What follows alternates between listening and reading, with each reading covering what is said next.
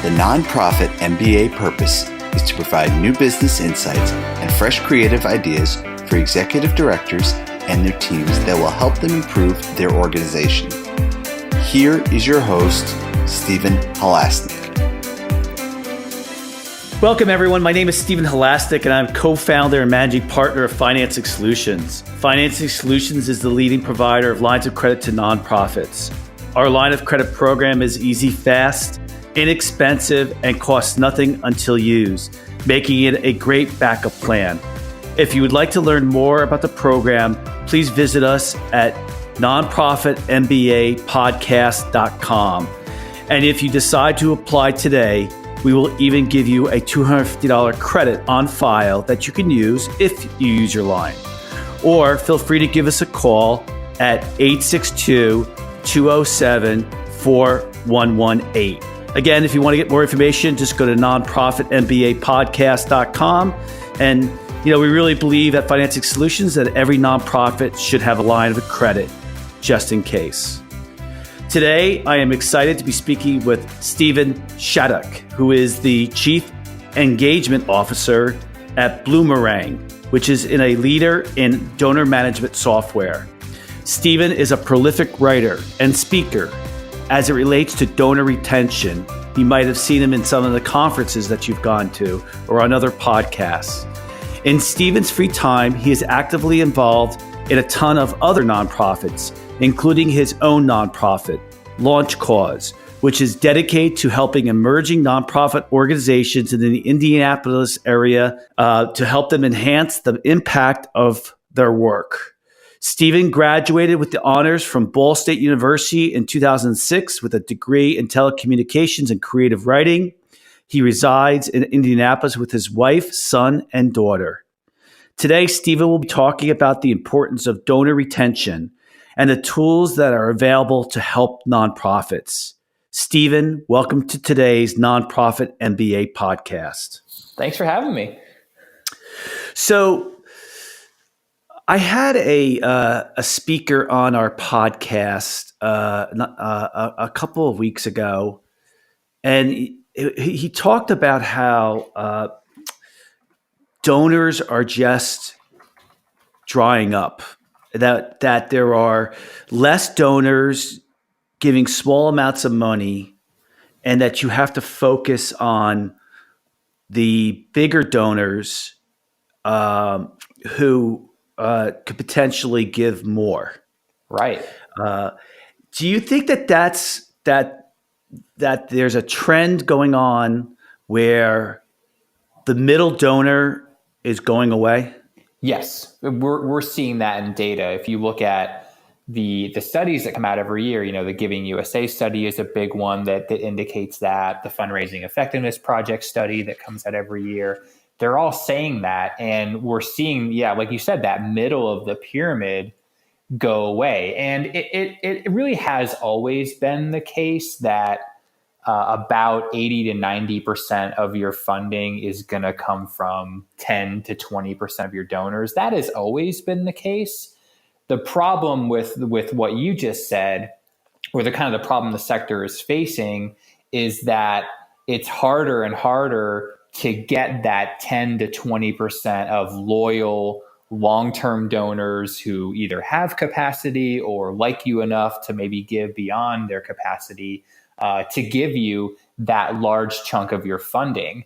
We can't rely on a ton of small donors or a pretty good handful of mid-level donors. And all of that goes back to retention. You're not going to get a stranger to drop $1 million in your lap. Usually the people that are giving you those big gifts, whether it's a planned gift or maybe they're contributing to a capital campaign or whatever it is, those people are usually people that have been giving to you for several years before making that larger commitment. And that's why I always preach the importance of retention is you need to be having those ongoing relationships in order for those larger gifts to take place. And it always seems like when someone does leave that surprise gift from a complete stranger to an organization, like that gets a lot of headlines and, it seems like a feel good story, but it's not something that we can count on or assume is going to happen to us, because it really is pretty rare. But yeah, everything you said is true. That stratification is happening, where the mid-level donors are disappearing, and it's pretty alarming to me and anyone else looking at that data. So what are the key, let's say, top three things that someone needs to do in an organization needs to do in regards to donor retention? Yeah, I love it. It's my favorite thing. Like, I'm so excited to talk about this. It really does take a focus, right? I think the first thing is you need to prioritize it. And it really starts as high as the board, getting board involvement, board buy-in, and certainly leadership buy-in, whether it's your ED or your CEO or however you're structured. The first thing is to say, we care about retention, right? We recognize that this is an issue, that most nonprofits are only retaining about 45% of their donors year after year, which is about the national average. We see this as a problem, and we want to get off this acquisition treadmill. We don't want to always be having to replace half of our donors every year. So I think you kind of have to make that decision culturally first. And once you have, we have research on this. There's a lot of interesting research from Penelope Burke, the Donor Voice, which is an awesome think tank that does lots of fun studies and surveys and things like that. And most of these research studies that we have in terms of donor engagement and donor loyalty basically come down to just a couple of concepts. Number one, thanking your donors, thanking them quickly, thanking them personally, not just sending out a templated letter that every single donor gets, regardless of how much they've given or how often they give, but a personal thank you phone calls, handwritten notes, something that really shows the donor that you took some time and are recognizing them as the valuable donor that they are. And then I think the other key thing is telling the donor the kinds of impact that they're having on the mission that they're donating to. A lot of times what fundraisers do is they will communicate impact, but they'll kind of frame it in a way that the nonprofit itself is kind of taking credit for it. And for sure, your program and services people deserve credit. But when it comes to donor communications, if you can kind of turn that spotlight from you yourself onto the donor and say, dear Stephen, thanks so much for donating to us this year. Because of you, we have fed so many people. We've put these kids through college, whatever those mission moment or impact statements are, telling the donor those stories and not just waiting until the end of the year or, in one gift acknowledgement, but throughout the year, telling those stories. The charities that I give to and have been giving to year after year, they do a good job of that. They're always telling me awesome things that are happening in terms of the program output and the impact that they're having. I mean, thanking and reporting is really kind of an easy way and quick way to answer your question. If you do those things, your retention rates are going to go up. There's a mountain of research that suggests it, but so often after we do the hard work of fundraising, we sometimes kind of put our feet up and say, well, we're done. We got a donor and we got the donation, and now we can get back to finding new donors and asking them for money. But to me, the real work of fundraising begins after the gift is given. Acknowledging the donor, telling them those stories, getting to know the donor so that when it comes time to ask them for money again, you have a way of contextualizing that ask based on the kinds of things they're interested in, the things that you have learned about from them. It all comes down to relationship building, honestly. So, I mean, I'm sure Bloomerang, the company you work for now, really has gotten this down to a science. So from the big picture perspective first, what do you think Bloomerang does that, is really identifying the key concept of donor retention? Yeah. Well, one thing that I think we do better than any other database products, and there's a lot of good database products out there, don't get me wrong. But one thing we do is when you pull up a constituent profile in Bloomerang, a donor, a volunteer, maybe even a board member or an employee, we will take all of the previous interactions they've had with your organization and we'll score them. We'll actually kind of give you a little bit of a thermometer view of how engaged that constituent is with your organization, whether they're cold, they're warm, they're really hot, they're on fire, they love you. And that gives our customers a lot of actionable insights to say, hey, we've got these on fire donors. Maybe we should ask them to modestly upgrade their giving. They've been giving the same amount of dollars every year. They volunteer a few times a year. Maybe we should be a little bolder and say, hey, would you be willing to up your commitment? Maybe would you be willing to become a monthly donor? And conversely, all the people who are scoring maybe on the colder side, we need to warm them up. Maybe we need to invite them out for coffee, get to know them. Maybe we need to send them some of those stories, those impact stories that I talked about before. Maybe invite them to become a volunteer for the first time. So I think what we do is rather than just being a passive, kind of list of constituents that you have, we really give you insights into who are the people you should be talking to and what are the things you should be saying to them based on the type of supporter that they are. That's what I hear time and time again when I talk to customers or when I'm out at conferences and run into customers, that they love that because they can really be proactive with their supporters rather than kind of guess, who should we ask for upgrades from? Who should we ask to become volunteers? Who should we ask to become monthly donors? And a lot of times the data doesn't give them those insights and they end up kind of just wandering in the dark and hoping that they ask the right person the right thing at the right time. We kind of take the guesswork out of that. It's interesting. Like I certainly donate quite a bit of money and to a lot of different organizations, and I never get calls. Right. It's always emails. Yep. It's always emails, and some of the donations are quite big. So I mean, listen, I know that if I was giving, $10,000 to $20,000, that I probably would be getting a call. Yeah. Right. And I think the biggest donation I'm doing is like maybe $5,000. Wow. Yeah. And I think it depends on the organization that you're giving it to. Right. Well, and yeah, it kind of breaks my heart to hear you say that because, $5,000 may not be a lot to that organization. Maybe their major gift threshold is 5 or 6 figures. I don't know what it is necessarily, but to you, $5,000, that may have, you may have felt writing that check, right? That may have been a major gift to you. And I think what happens so often is we rely on too much what we consider a major gift organizationally versus what the donor considers a major gift, right? And I'm not a big fan of segmenting your acknowledgement efforts based on gift amounts. I think that a $5 donor should get a thank you phone call if it's their first gift, right? Because what we see in terms of retention rates is that first time donor retention rate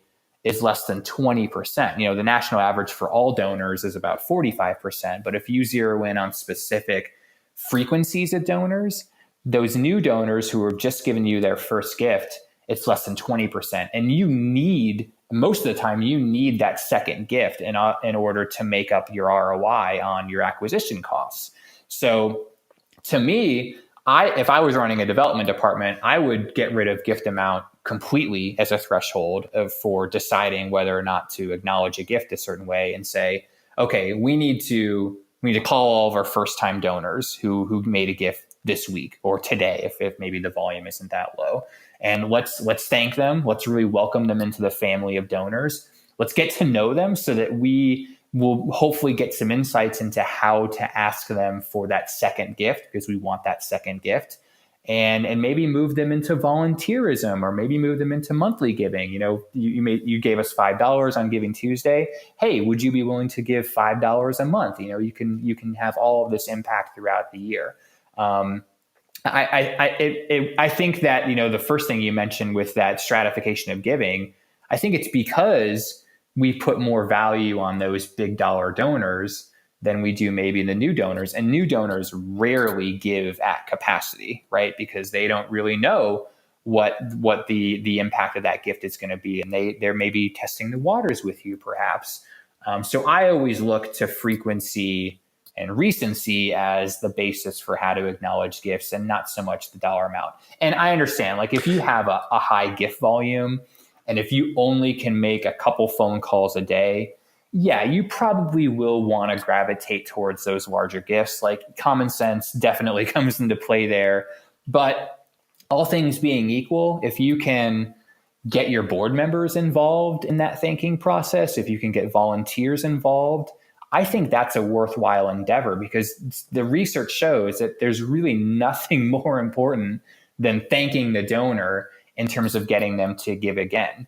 And someone may be a millionaire, they may be a middle-class person that has been saving all their life, and they don't have anyone to leave their estate to. And I would feel bad if you missed that person just because they only gave you $25 once a year. And you said, well, that's a small donor, I'm not going to pay attention to them. Who are the rich people in our city? Let's pay attention to them. I think that's really the root of our problem, is we have this kind of cultural mindset of judging people. Yeah. I think, like, for example, like, maybe there's a new organization I feel that I'm going to give money to, and I start off like with $250. Yeah. That organization doesn't know that that I'm capable of a lot more. Exactly. And then, if I could think, if I was running a nonprofit, right, I would say we are not going to do any emails. Mm-hmm. And it would just force us to be on the phone talking to donors. I don't know if I would continue that forever, or, right. Right. But I think that's, and, I'm not, listen, I'm sure it's being done out there, and requires personnel. And are there companies that you can outsource? And I'm not saying this is a great idea, but can you outsource your donor calls to a company? Probably. That's an interesting concept. I know there are services that you can outsource handwritten notes to. I would consider that to be comparable to the concept you're saying of a phone call. Yeah. It's interesting. We're in a digital age. We're recording this in 2020. We get mountains of emails every day. I'm starting to see the pendulum swing back towards analog communications as being really effective. Because of what you just said, you have never gotten a thank you phone call. I've gotten very few. I probably give to more charities by volume, because I'm just kind of a geek about it. I like to see what people do, and maybe that's why I've gotten more. But they stand out, right? The phone call, the handwritten note, because they're so rare. We're getting bombarded with, Facebook ads and emails, and you mentioned tools. And I think it's really interesting that these old school tools that we have always had that have kind of fallen out of favor now really are kind of a secret weapon for people, because they're a great way to stand out. Outsourcing phone calls, I think there's a way you could do that and not lose kind of the cachet. And that is, get volunteers, get people who are maybe not employees of your organization, but who are connected in some way. Board members, there's really interesting research from Penelope Burke that shows that board members who make thank you phone calls, those pay dividends more than anyone else making a phone call, even an employee.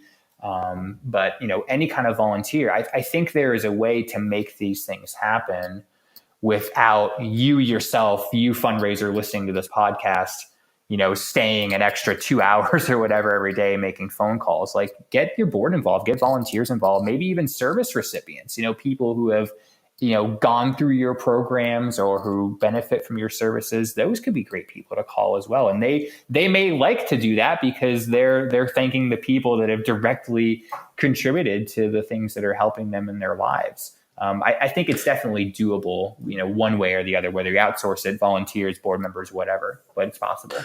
Yeah.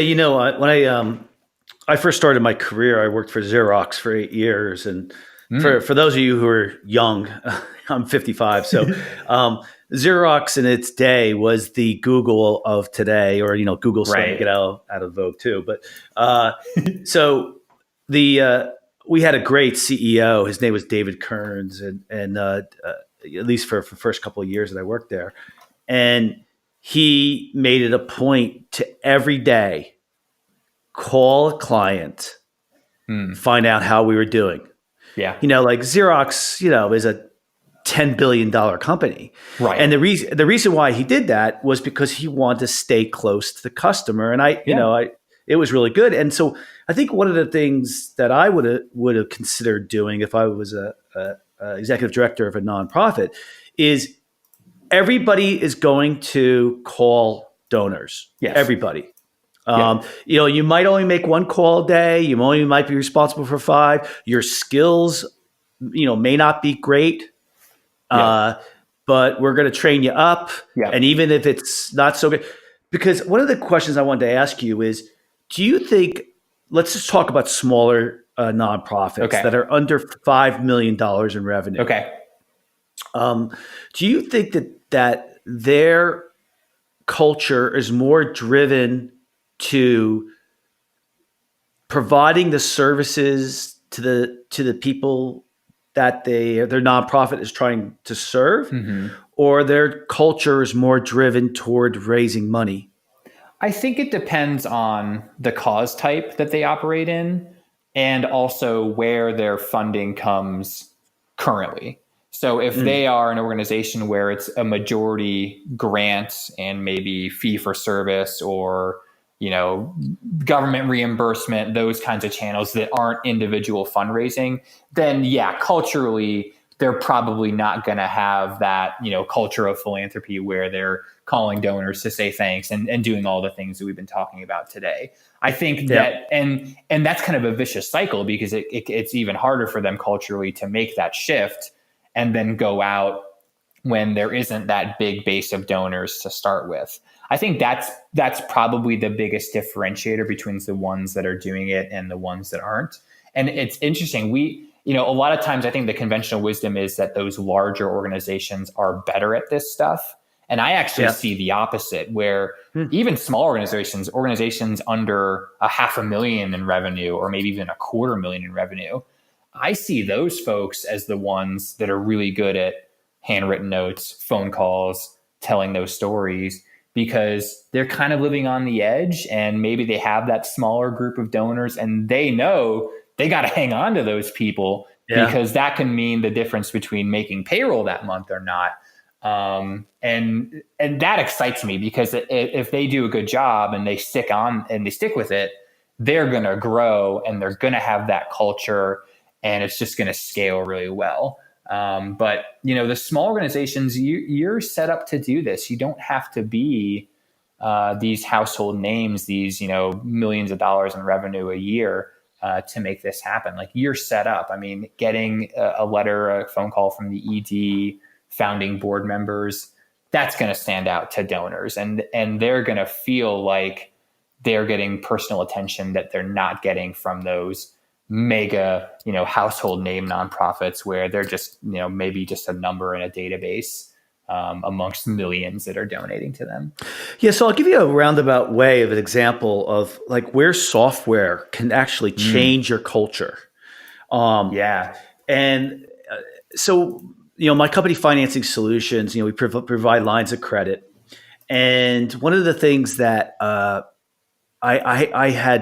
was doing some work in was I saw that we just weren't getting, clients would fill in our 2-minute application and we weren't getting back to them quick enough. And because we didn't get back to them quick enough, we couldn't get them on the phone. Yeah. Because it's a small process, but once we get them on the phone, we just ask them 1 or 2 questions and then we get them out an offer letter and that's it.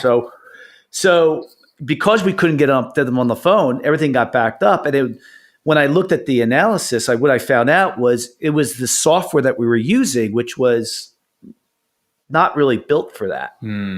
So then I found a company, this company's called Velocify, and that their number one priority was making sure that the sales force that we have got a hold of, it's a relationship manager really, but got back to the client super quick and had a set schedule of when they would follow up with them. And we went from, we really made a huge jump and improvement in customer quality, customer satisfaction, and our results, just because that software, which changed our culture. Yeah. And so I can see where somebody is very certain, like someone who owns, not owns, who's an executive director for a nonprofit, where they are service oriented toward the cause that they're involved with. And then they come to you, and just by getting the donor management software, all of a sudden it changes their culture. Yeah. And, you can't use Excel to do the things that I'm talking about, right? Yeah. We want the software that alerts you when, hey, you have a new donor, ding, ding, ding, kind of alarm bells go off, red flags. You got a brand new donor, you should call them and see what's up, say thank you, but also kind of figure out what makes them tick. So yeah, the database is first. And then I would add on other things like a survey tool that is asking your current supporters, hey, how are we doing? Are we telling you the stories we want to hear? Are we telling you enough stories? Are we thanking you properly? Why do you give? Why do you care about this cause? And you can get that information other ways, but if a survey might be a nice fallback. And that information that you get back is so valuable in tweaking or pivoting the things that you're saying to those donors, rather than just, guessing or hoping that this is going to resonate with the supporter. And then I think the third thing is wealth screening tools, where you've got all these people in your database, something about them, who has capacity, who are people that are not giving at the capacity that their maybe wealth screening profile is alluding to. Here's a donor that's giving us $100 a year. They seem to really like us. We've never asked them to give more, but they're giving these other charities, 4 or 5 figure gifts a year. Why aren't we in that cohort of generosity? Perhaps maybe we should be a little bit bolder in our ask amount. So, the database for culture, the survey tool for kind of that intelligence, and then wealth screening that kind of guides your ask amounts and your upgrade efforts, and you're in business. I mean, those 3 things, you're in great shape. And it kills me because those tools don't often get the attention that maybe like a whiz-bang social media thing does, or, email. We talked about email. Email is okay. I got nothing against email necessarily, but these other things that don't kind of have the cachet that these other shiny objects have, I'm always trying to steer people away from those things into the more practical things that will really help them. Plus the analog tools, the phone and a handwritten note worked 100 years ago. It works now, and it'll work 100 years from now too. Yeah. So I got 2 questions. Does Bloomerang have the built-in, those 2 tools? So they do have the built-in wealth management, and do they have the survey built into it? Built in, so you don't need a separate piece of software. Now, if you use something now that doesn't have those additional things, don't be discouraged. You can go out and use multiple programs and maybe piece it together. It may take a little bit more work, but that's why we made the investment in bringing all of those things in-house, because we know all the research says that information, that intelligence can be so powerful for you. So we kind of made the investment there. And we have customers that live and die by that stuff. They're sending out the surveys. They're creating, advanced segments of people based on how they're responding and the types of donor that they are. And then, they're digging into the wealth screening data and making some really targeted asks based on the data that they're finding on those people. And it's really fun to see. Yeah, there's an old adage in business, and that is, it's better to do one thing really good and do 8 things terrible. Right. So, absolutely. I could definitely see where I'm a big software guy. So usually like the donor management software to me would be like you have to have it. I can kind of see it, and I'm not trying to promote Bloomerang, but okay. but it's just that whole segment. I think it's an important step. At what level of a nonprofit does it make sense to start bringing in donor management software? Like, what's the revenue? I tell you, we give Bloomerang away for free to people that are making less than $100,000 in annual revenue. Geez, I should have started off with that. Huh? And so, I mean, we agree. We want people using the database. We don't care that we're not making money on that because we see people grow. They grow into the full price packages because we're getting them off on that good footing. I don't think there is too small of an organization that can start there. Get off the Excel spreadsheets. An email program is not your database, even though you do need email marketing in some cases. I don't think you're too small. I really don't think there's anyone who's too small to use a nice database product. Gotcha. Good. So let's summarize because we're running out of time. So number one is in regards to donor retention. The number one is be aware. Be aware that, this is something that we have to get good at. This is something that's really important. What's our current strategy right now? Do we have a strategy? Does it work? Does it not work? Do we need to improve? How can we improve it? Number two is come up with an action plan, right? Yeah. An action plan might be, let's get the donor management software or, a donor management software like a Bloomerang. But it also means, who do we get involved? Do we get the board involved in making calls? Is that our strategy? So, and then the third, what was the third step that you kind of talked about? I think another practical thing you can do, this is probably the third step I said, but gather those stories. Mm-hmm. We got to thank people, but what are the stories we can tell? And oftentimes those are all in kind of different employees' heads and they haven't been written down. You may have an employee that always tells that same story about a patient or someone who went through the program. Gather all those stories and write them down, put them in a centralized location so that the team that you assemble can draw on those things when they're making phone calls or writing handwritten notes or writing thank you letters or sending emails, anything you do. Kind of centralize all those stories and have that culture of storytelling, because other than thanking, telling those impact stories is the best thing you can do for donors to keep them around. Yep. Good stuff. So I would like to thank so very much Stephen from Bloomerang being on today's podcast. If you like today's podcast, please feel free to share it with a friend and also subscribe on your favorite podcasting app. And of course, if you're looking for a line of credit for your nonprofit, you can call us at 862-207-4118 or visit our website at www.nonprofitmbapodcast.com. Stephen, if anyone wants to get in touch with you, how can they do that? Yeah, just bloomerang.co. It's boomerang, but with an L in front of the B.